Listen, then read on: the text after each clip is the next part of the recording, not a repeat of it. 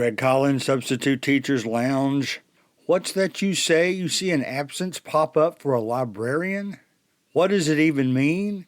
What will you really be doing? And will it change when you get there? Well, I'll tell you my experiences from this past week because I took an absence for a librarian, and it was actually a lot more exciting than I expected it to be.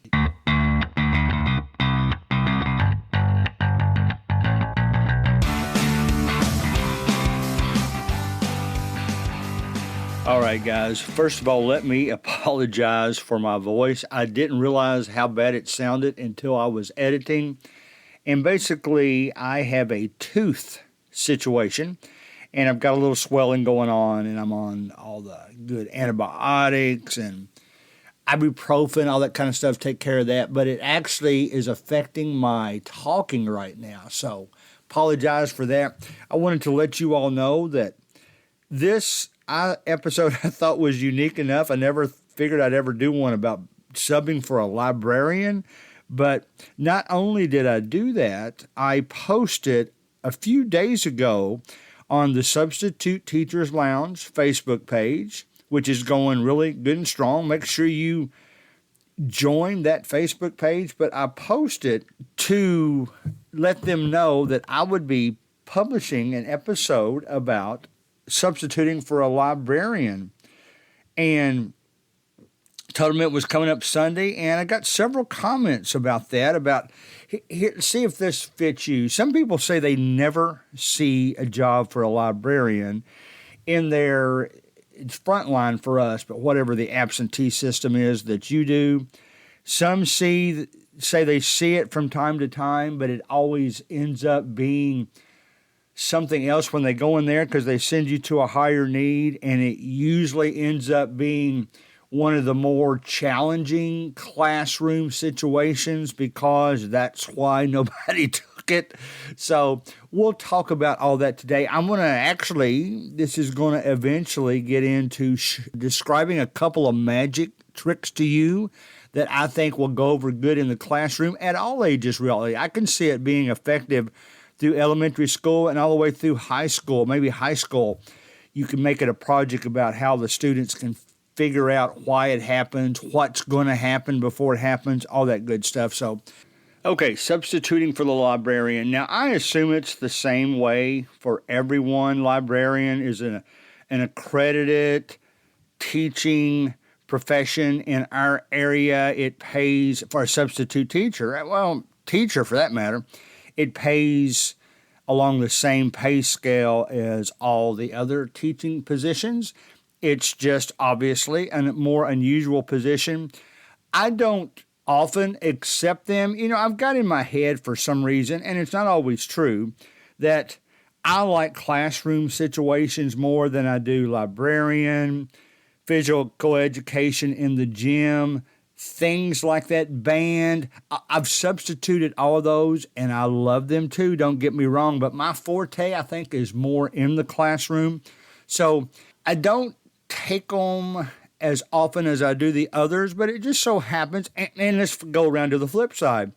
I know some of you like those types of positions because there's not as much interaction. And if that's who you are, that's fine. I mean, I'm normally not like that, but I took one this time because I did want to see the students before their Thanksgiving break, and I thought that would be a fun way to do that. The thing about those classes I just mentioned, librarian, PE, all that kind of stuff, you see a cross-section of all the different grades because all the grades might be in there before the day is over.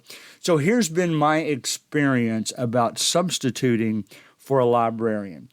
I believe the first time I ever did it was maybe 2.5 years ago, and wasn't sure what to expect, but it just so happened that the normal librarian, he was going to a training session, and I get there pretty early, so he was still there.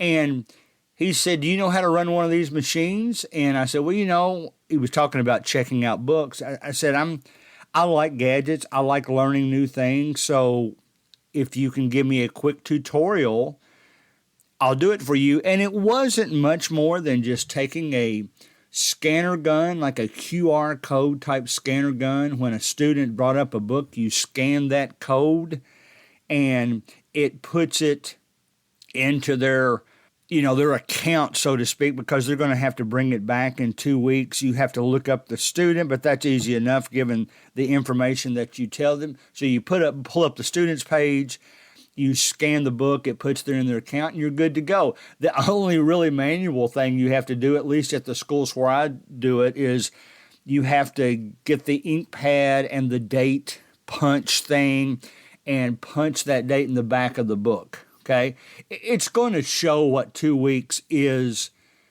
in the system too. This is just more of a reminder to the student to bring it back when they're supposed to bring it back. So I've done that.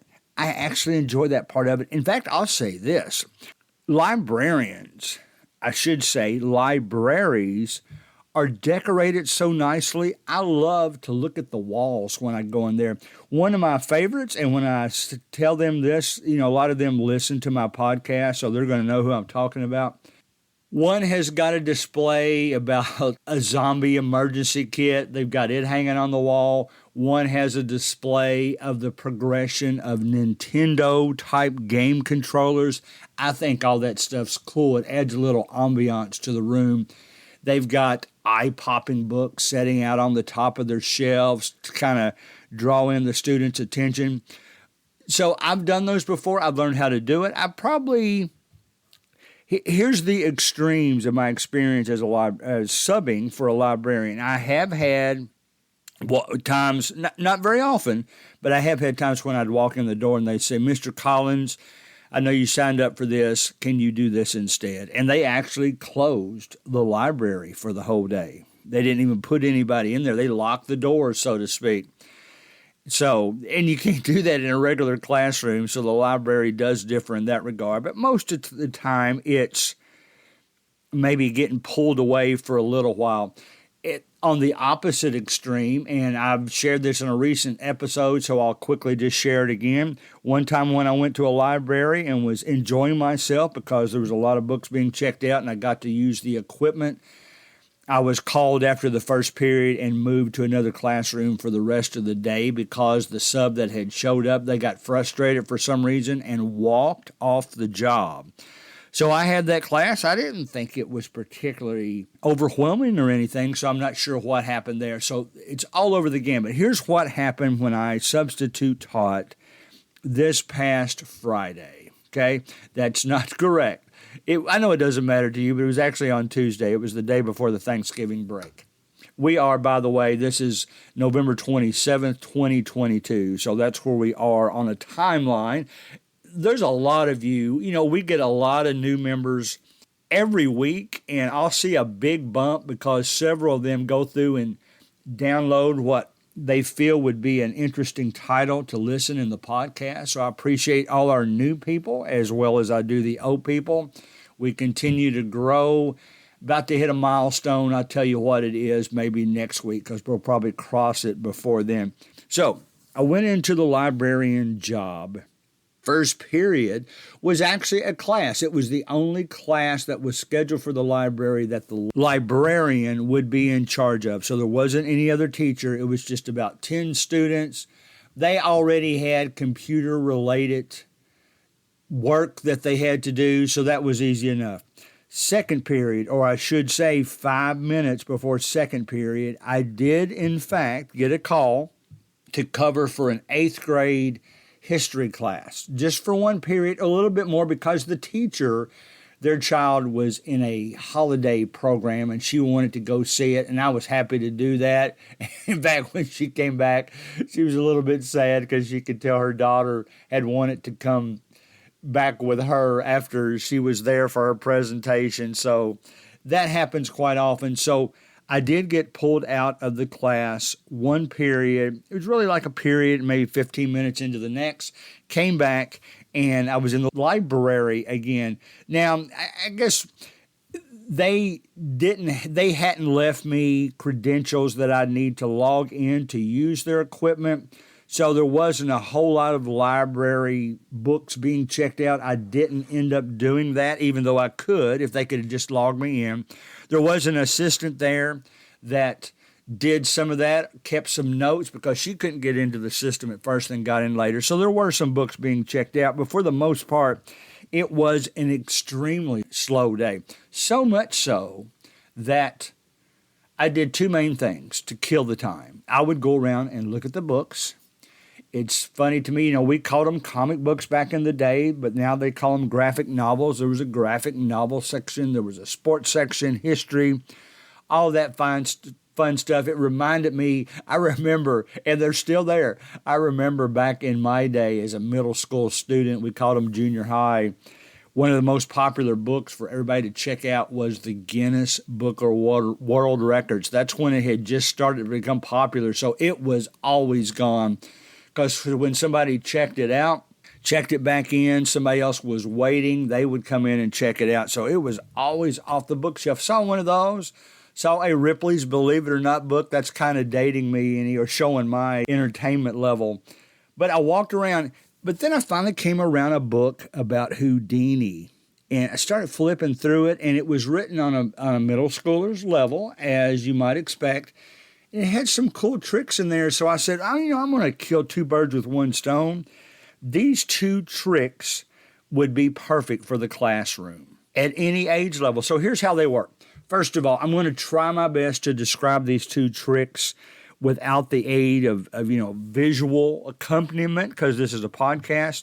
The first one had to do with rings. You take maybe a 2 feet length of string, and you double it up so that you've got the two loose ends on one end and the loop or the bend on the other end. You then put that bend into a ring, like a ring you wear on your finger, or maybe a washer if you're more comfortable doing that. And after you put the loop in, you put the two ends of the string back through that loop so that you then have that ring dangling on the end of that string when you hold it up, because you put the loop through. It's just one of those little quasi knots that you pull the two ends of the string through the end of the loop, and the ring is stuck on the end. Don't pull it too tightly. You then would have the kids put maybe 3 other rings over the loose ends of the string, so that in effect you now have one ring dangling at the bottom, 3 other rings setting on top of that ring that's dangling. And your trick is, you're going to tell those kids, you're going to let 2 students hold each end of the string while you put a handkerchief or some kind of cloth over the top, reach underneath, and you pull the rings off of that string without breaking the string. Now, it's really kind of a fascinating trick. All that you're really doing, if you look, it's one of the reasons I told you not to pull it too tightly. If you take that loop, the way it's resting on that ring, and just kind of pull it out and around the bottom of the ring, well, then that knot comes loose. It just goes back to a loop. So then all those rings will slide off into your hand. I thought that was kind of a fascinating trick to do. If I didn't do a good job of explaining it, you can find it easy enough on the internet. The other one is very easy to describe. I think take 2 long strips of paper. It mentioned newspaper, and that would be kind of the right length to do and the easiest to deal with. And you cut 3 strips, maybe 1.5 inches wide, 2 inches wide, and then it would be as long as the top to the bottom of the newspaper. You glue the ends together. On the first one, you just glue the ends together normally. On the second one, you twist just a half turn one of the ends, glue those ends together so that it's partially twisted. On the third one, you rotate that end a full turn so that you flip it, the half turn and then another turn around, and glue those ends together. Then ask your kids, if I cut these right down the center, cut the loops right down the center, now I'm talking the full length of the loop that you just put together, not across, the full length of the loop right down the middle, what's going to happen? Well, the first one is easy. You know that's going to make 2 loops, skinnier loops of the same size.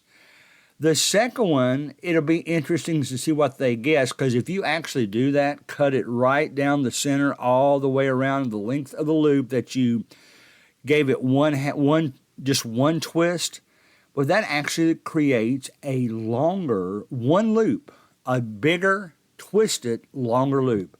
Then the third one, that's kind of the coolest one. It creates two loops, but the loops are like a chain. They're intertwined with each other. So I thought that was a pretty cool thing to do. I learned all that in the library. It ended up being an enjoyable day because I did research about when I substitute teach and it was going to be in the other classes. And it just so happened, since it was the day before Thanksgiving, they had decided to open their concession area. It was right across the way from where I was working, and there wasn't hardly any students in my room.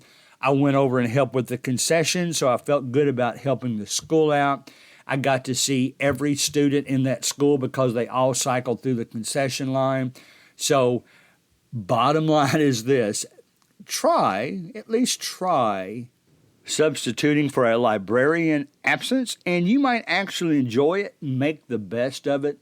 Do what you can to help out that school. Don't be bummed out if you end up getting pulled, and don't get bored if there's absolutely nothing to do. Create what's going to make your day go faster, and you'll probably enjoy subbing for the librarian more than you ever dreamed.